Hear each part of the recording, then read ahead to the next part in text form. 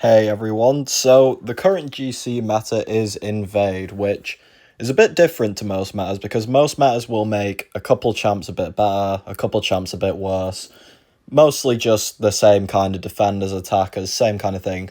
But Invade is very different. Lots of attackers are now way worse if they rely on blocking or are just slower than other champions. And a lot of champs that aren't used very much are now incredibly broken on attack due to either block penetration or they have damage over time on specials into block, stuff like that. So I wanted to make a video about the best Invade attackers, specifically attackers overall. I will be assuming that you have the champs at either 7-star rank 3 if they are available 7 stars, or if they're only available 6 stars, 6-star rank 6. So if you have 7-star rank 4s or rank 2s, obviously you can adjust that accordingly.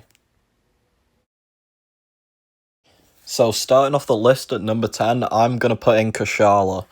A couple of reasons for this. One, she is very good for the very niche, for some very niche matchups, such as Serpent we're seeing here. Also very good for Deathless Thanos, who is another one of the annoying defenders, because you can't just spam his block. She's also very good, though, because of the regeneration on block. So Invade, you're seeing some crazy numbers, like that, a 32k hit from his special, but Kashala just regenerates that all up with the Scarlet Witch Relic, and when she has her parry blessings up. So yeah, Kashala is just her usual self against Thanos and Serpent, but her being her usual self makes her way better than a lot of champions this meta, because there are not many that can take out Serpent this meta. Thanos is very slow this meta without a good counter, but that's just every meta for Thanos. But yeah, Kashala, her usual self, going to be outsped against a lot of opponents, but is very good for Serpent and Thanos, which is what you use her for anyway. So it's very good overall to have in your deck still. So next up we have Msakra, and a lot of people aren't liking Msakra this meta because they feel like he doesn't punch up well, or that he's just worse than the other attackers. I agree that he is worse than some of the other attackers. That's why I've only placed him at number 9. But he is very good for a very specific purpose, and it's using Msakra in a round that you know you can win, so you can keep one of your really broken attackers, like the number 1s, 2s, and 3s on this list. So you can keep those attackers for the rounds where you need to be really quick. So if you do that, it does mean you can get a nice little round win with Msakra, and you have your better champ to get another round win later on. He's just an additional fast, good option. But even still, he's still incredibly fast. That rank 4 null there, just over 30 seconds. Here against Kindred, because he gains double power gain when the bat is ignited on block, I have insane power gain here, so I can throw an SB2 at Kindred and be straight back to an SB1 straight away. Makes him a pretty good Kindred counter, because you're not going to be taking much degen, you're not going to be taking much block damage, you can get out of that route straight away and just kill him. Pretty good Kindred counter, because Kindred's kind of annoying this meta.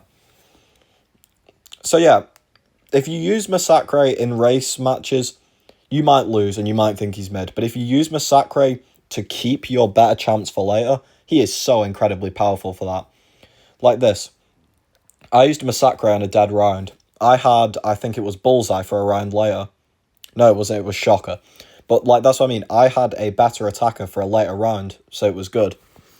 He is also one of the champs who can kill Bullseye before Bullseye can throw a single special at you, so that's some other good utility. But overall, Msakra is good, but not broken good. He's one of those, he's pretty well balanced around this meta. It's a lot of just, I will use him at good moments to mean that I have a better advantage for the rounds coming up. And if you use him like that, he's insanely good. So, coming in at number 8, we have Juggernaut. Not much I really need to say about this guy. Just the usual, just nuke through the opponent. The only reason he falls down the leaderboard compared to quite a lot of other metas is you can be outsped if you use Juggernaut this meta, because some of the attackers are so unbelievably broken and fast. Juggernaut can be outsped. But yeah, Juggernaut has two purposes. Just nuke through if they place a mid defender, but he's also very good for Deathless Thanos, who is one of the more troubling defenders in this meta. You know, he's probably, I would say he probably is the second best Deathless Thanos counter behind Kashala. So yeah, a very good counter for this. You know, if this is the kind of matchup you do if you give your opponent a slow matchup so you can get the win overall, or if you're both against Thanos's, this is one of the best champs to be using. But yeah, he can be outsped, but if used correctly or against defenders he can just completely nuke, you're still going to win rounds. It's still Juggernaut. He's the same level as OP as other metas, really. He's the same level of OP, it's just some of the attackers are more OP compared to normal metas. So that's why he's a little bit further down. But as you can see here, still smashing through this Deathless Thanos. The usual rotations. You don't need to hit block with him because his basic damage with the Fury is already so insane. There's no real need to hit the block. It's just unnecessary, really. Especially because you want to get to your max momentum and fire off the SB2s for the Fury.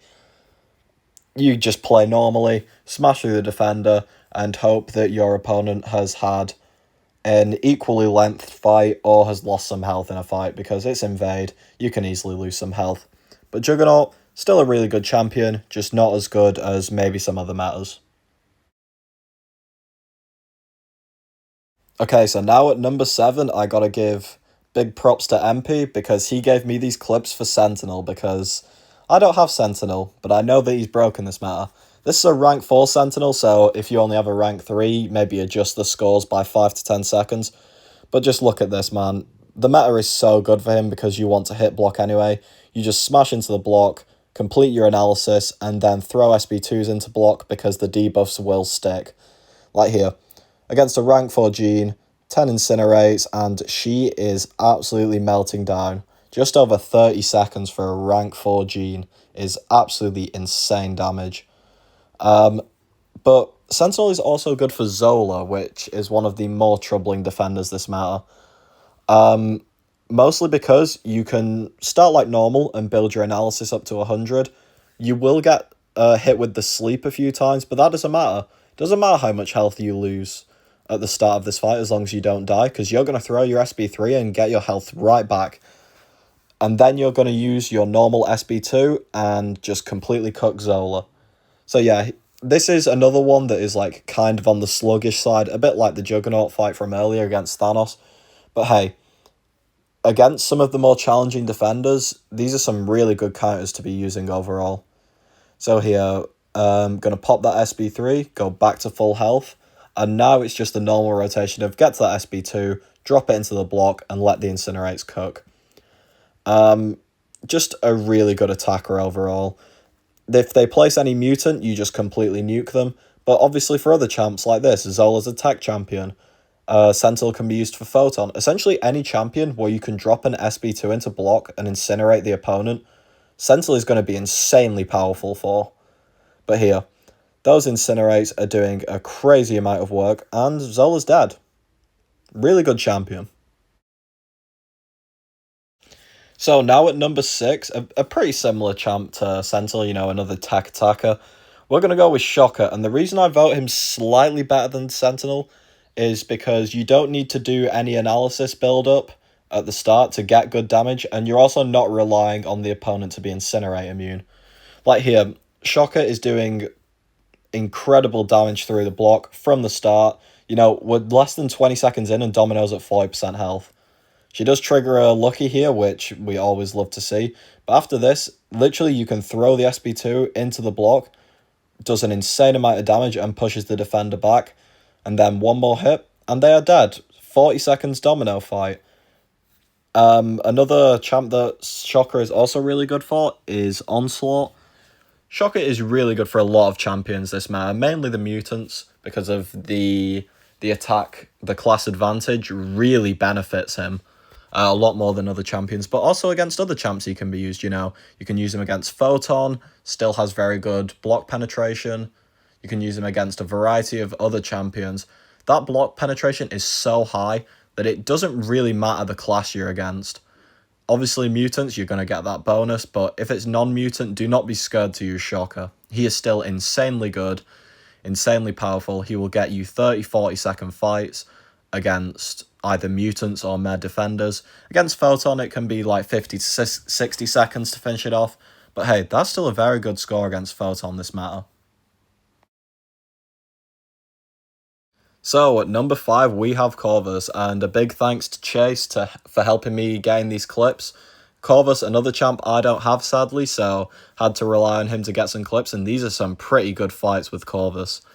You know, it's Corvis in Invade. A lot of us have seen this before, but yeah, the damage is just unbelievably stupid. Rank 3, 25k hits into the block when he crits.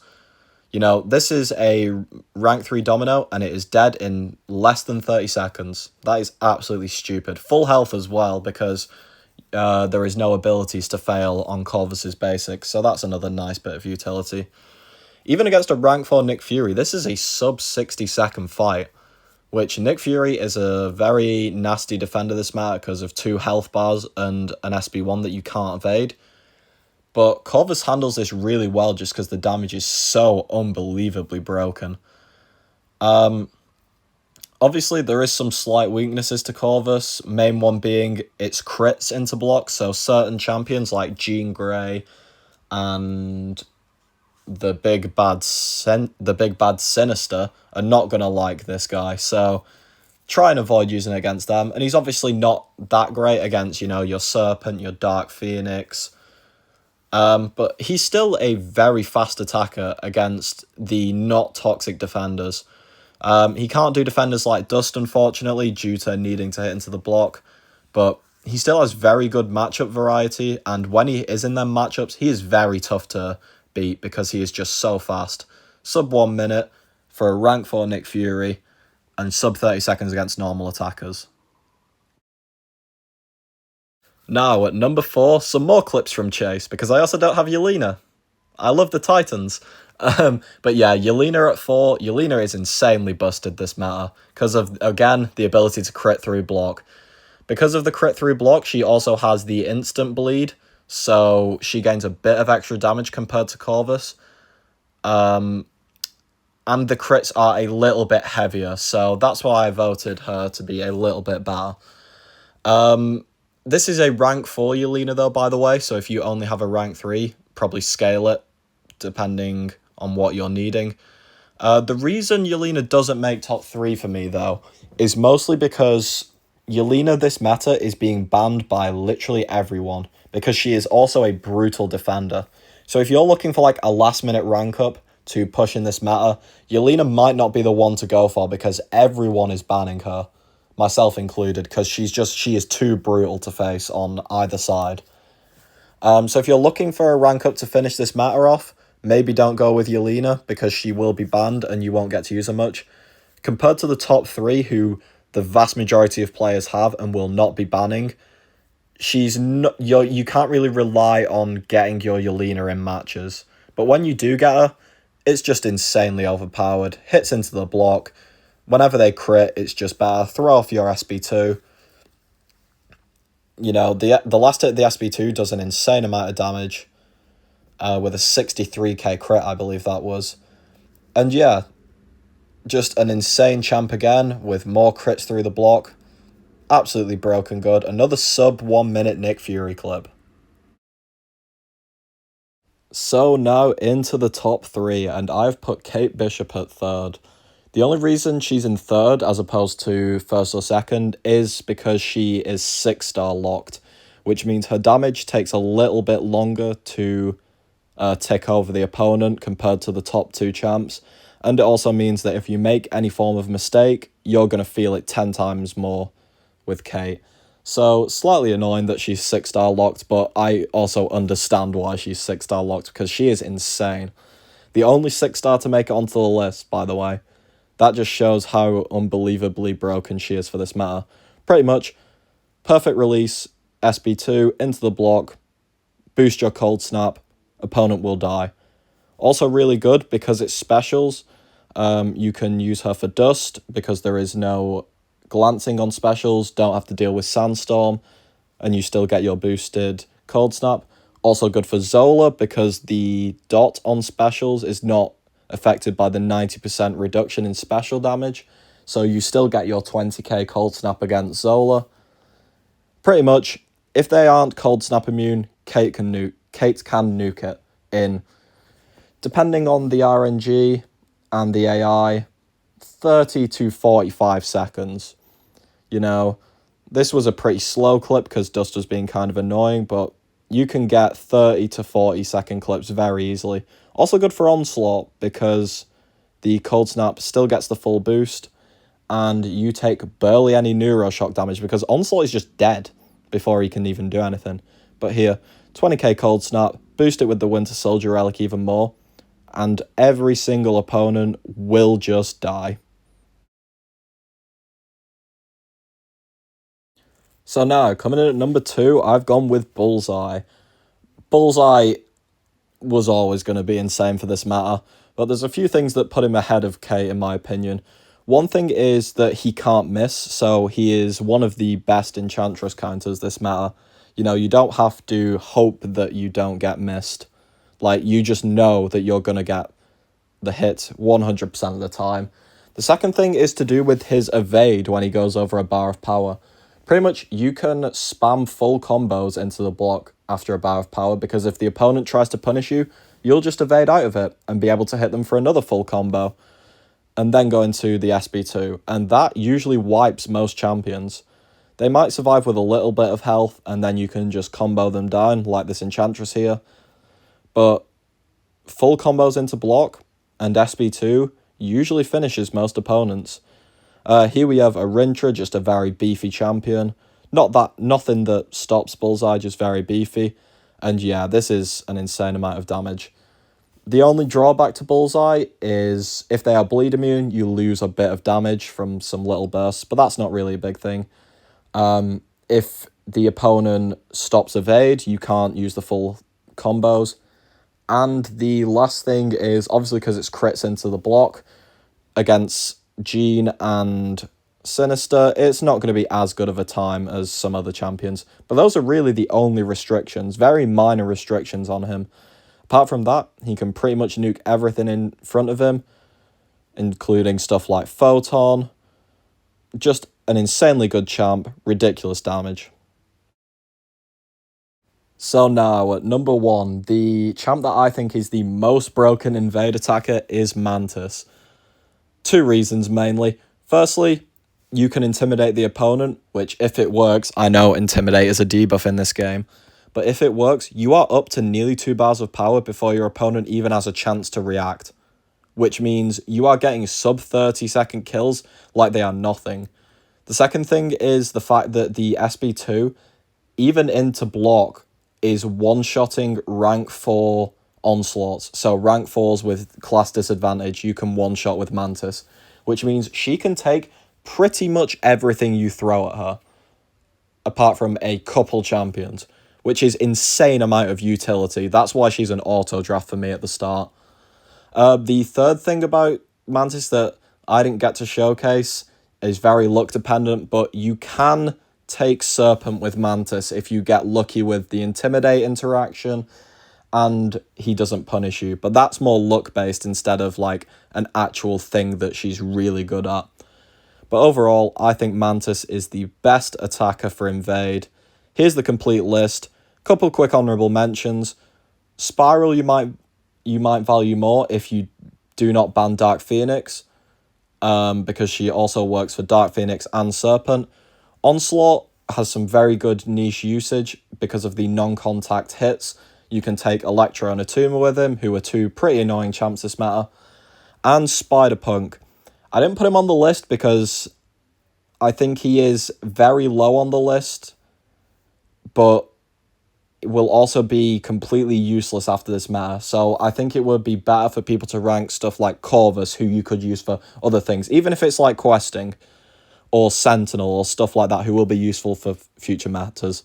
But let me know in the comments if there's any that you disagree with, or any attacks I haven't mentioned. Thanks for watching, and see you all next time.